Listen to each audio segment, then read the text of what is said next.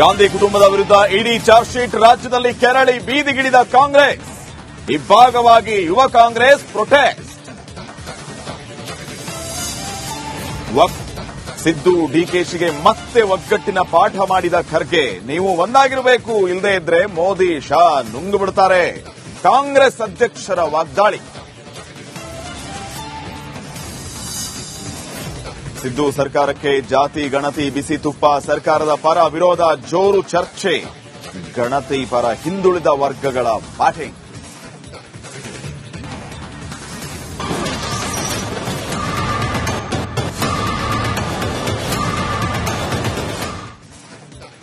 ನಮಸ್ಕಾರ, ರಿಪಬ್ಲಿಕ್ ಕನ್ನಡ ನ್ಯೂಸ್ಗೆ ಸ್ವಾಗತ. ನಾನು ಶ್ರೀಪಾದ್ ಪಾಟೀಲ್. ಜಾತಿ ಜನಗಣತಿ ವಿಚಾರ ಈಗ ಸಿದ್ದರಾಮಯ್ಯ ಸರ್ಕಾರಕ್ಕೆ ಬಿಸಿ ತುಪ್ಪವಾಗಿ ಪರಿಣಮಿಸ್ತಾ ಇದೆ. ಪ್ರಬಲ ಸಮುದಾಯಗಳೇ ಇದನ್ನ ವಿರೋಧ ಮಾಡ್ತಾ ಇವೆ. ಯಾವುದೇ ಕಾರಣಕ್ಕೂ ಜಾರಿಗೆ ತರಬಾರದು ಅಂತ ಹೇಳಿ ಅಲ್ಲಿಗೆ ಸದ್ಯ ಸಿಎಂ ಸಿದ್ದರಾಮಯ್ಯ ವಿರುದ್ಧ ಜಿಎಲ್ಬಿ ಆಕ್ರೋಶವನ್ನ ವ್ಯಕ್ತಪಡಿಸ್ತಾ ಇರೋದು. ಗೌಡ್ರು, ಲಿಂಗಾಯತರು, ಬ್ರಾಹ್ಮಣರು ವಿರೋಧವನ್ನ ವ್ಯಕ್ತಪಡಿಸ್ತಾ ಇದ್ದಾರೆ. ಸಮುದಾಯಗಳ ವಿರುದ್ಧ ಸರ್ಕಾರ ಏನ್ ಸಿಡಿದೆದ್ದಿದೆ, ಆ ಸರ್ಕಾರದ ವಿರುದ್ಧ ಈ ಸಮುದಾಯಗಳು ಸಿಡಿದೆದ್ದಿವೆ.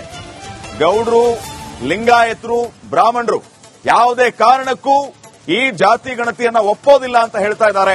ನಾಳೆ ಸಂಪುಟ ಸಭೆಯೂ ಕೂಡ ರಣರಂಗವಾಗುತ್ತಾ ಅನ್ನುವಂತಹ ಪ್ರಶ್ನೆ ಈಗ ಮೂಡ್ತಾ ಇದೆ. ನಾಳೆ ವಿಶೇಷ ಕ್ಯಾಬಿನೆಟ್ ಅನ್ನ ಕರೆಯಲಾಗಿದೆ ಇದೇ ವಿಚಾರವಾಗಿ. ಪ್ರಬಲ ಸಮುದಾಯಗಳಂತೂ ಈಗಾಗಲೇ ಶಾಮನೂರು ಶಿವಶಂಕರಪ್ಪ, ಎಂಬಿ ಪಾಟೀಲ್, ಈ ಕಡೆ ಡಿಕೆ ಶಿವಕುಮಾರ್, ರಾಮಲಿಂಗಾರೆಡ್ಡಿ ಎಲ್ಲ ಪ್ರಬಲ ಸಚಿವರೇ ವಿರೋಧವನ್ನ ವ್ಯಕ್ತಪಡಿಸಿದ್ದಾರೆ. ಅದು ಹೇಗೆ ನಾಳೆ ಎಲ್ಲರೂ ಒಪ್ಪಿಬಿಡ್ತಾರೆ? ಒಂದು, ಸಿಎಂ ಸಿದ್ದರಾಮಯ್ಯ ಕೂಡ ಈ ಪ್ರಬಲ ಸಮುದಾಯಗಳನ್ನ ವಿರೋಧ ಕಟ್ಟಿಕೊಂಡು ಇದನ್ನ ಹೇಗೆ ಜಾರಿಗೆ ತರ್ತಾರೆ ಅನ್ನೋದು ಕೂಡ ಪ್ರಶ್ನೆಯಾಗಿದೆ. ಸೊ ವರದಿಯ ಬಗ್ಗೆ ಹಲವು ಸಚಿವರು ಭಿನ್ನರಾಗವನ್ನ ಎತ್ತಿದ್ದಾರೆ. ಸಚಿವರ ವಾಕ್ ಸಮರಕ್ಕೆ ಸಭೆ ವೇದಿಕೆ ಆಗುತ್ತಾ ಅನ್ನೋದೇ ಸದ್ಯಕ್ಕಿನ ಪ್ರಶ್ನೆ. ಈಗಾಗಲೇ ಬ್ರಾಹ್ಮಣ ಸಮುದಾಯದವರು ಹೇಳ್ತಾ ಇದ್ದಾರೆ, ನಾವು 45 ಲಕ್ಷ ಜನ ಇದ್ದೀವಿ, ಅದಕ್ಕೂ ಹೆಚ್ಚು, ಆದ್ರೆ 7-8 ಲಕ್ಷ ತೋರಿಸಿದ್ರೆ ಹೇಗೆ? ಇನ್ನು ವೀರಶೈವ ಲಿಂಗಾಯತ ಸಮುದಾಯದವರು ಕೂಡ ಅಷ್ಟೇ ಹೆಚ್ಚಿದ್ದೀವಿ, ದತ್ತಾಂಶಗಳು ತಪ್ಪಿದೆ ಅಂತ ಹೇಳಿ. ಇನ್ನು ಒಕ್ಕಲಿಗ ಸಮುದಾಯದವರಂತೂ ನಿನ್ನೆ ಒಂದು ಸಭೆನೇ ಮಾಡಿದ್ದಾರೆ. 224 ಕ್ಷೇತ್ರಗಳಲ್ಲಿ ನಾವು ಬರೀ 60 ಲಕ್ಷ ಇದೀವ, ಇದನ್ನ ಒಪ್ಪೋದಕ್ಕಾಗೋದೇ ಇಲ್ಲ ಅಂತ ಹೇಳಿ ಸಿದ್ದರಾಮಯ್ಯ ವಿರುದ್ಧ ವಾಗ್ದಾಳಿಯನ್ನು ನಡೆಸಿದ್ದಾರೆ.